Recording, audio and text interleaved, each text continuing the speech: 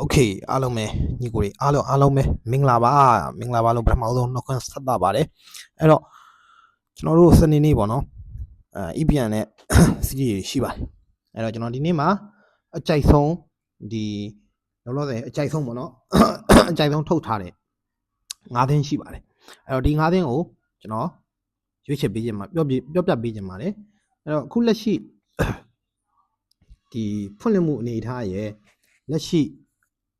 ပုံစံပေါ့နော်ပုံစံရဲ့ဆွမ်းဆောင်မှုရဲ့ကိုအခြေခံပြီးတော့ဒီနေ့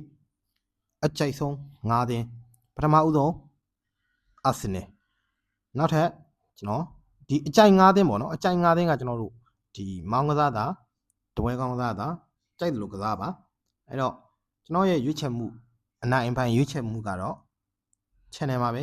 ရွေးချယ်ပြီးသွားပါမယ်အဲ့တော့အာဆင်နယ်နောက်ထပ်ကကျွန်တော်ဂျူဘင်အဲ့တော့ဂျူဘင်ကတော့ကျွန်တော်ဂျူဘင်အပြင်ဟိုမှာဂိုးအောက်လေးပါကြိုက်ပါတယ်နောက်ထပ်ကျွန်တော်ဝတ်ဆန်နောက်ထပ်တိုရီနိုနောက်ထပ်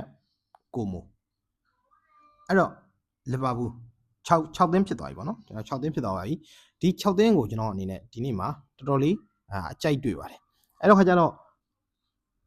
အမြဲတမ်းပေါ့နော်ကျွန်တော်အနေနဲ့အနိုင်ပိုင်းဆိုပြီးတော့ရွေးချယ်ပေးလေးရှိပါတယ်အခုလိုမျိုးဒီပွဲတွေများတဲ့နေ့တွေမှာဆိုရင်ပေါ့နော်နိုင်ရွေးချယ်ပေးတဲ့အလျောက်လဲရလက်ကကျွန်တော်တို့မနဲ့စောင့်ကြည့်ကြရမလို့အောင်ကိုလှည့်ကြည့်ကြရမလို့အောင်ကို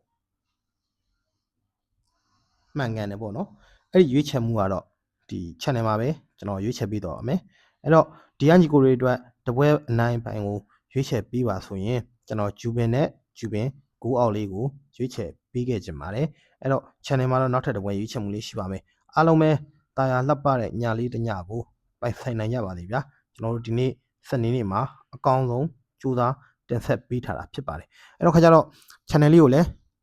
like and subscribe လေးလုပ်ပြီးသွားဖို့အားလုံးကိုကြောက်ကြလို့ပါတယ်ဗျအဲ့တော့ကျေးဇူးတင်ပါတယ်အဆုံးထိကြည့်ရှုပေးတဲ့တယောက်ချင်းစီတိုင်းကိုလည်း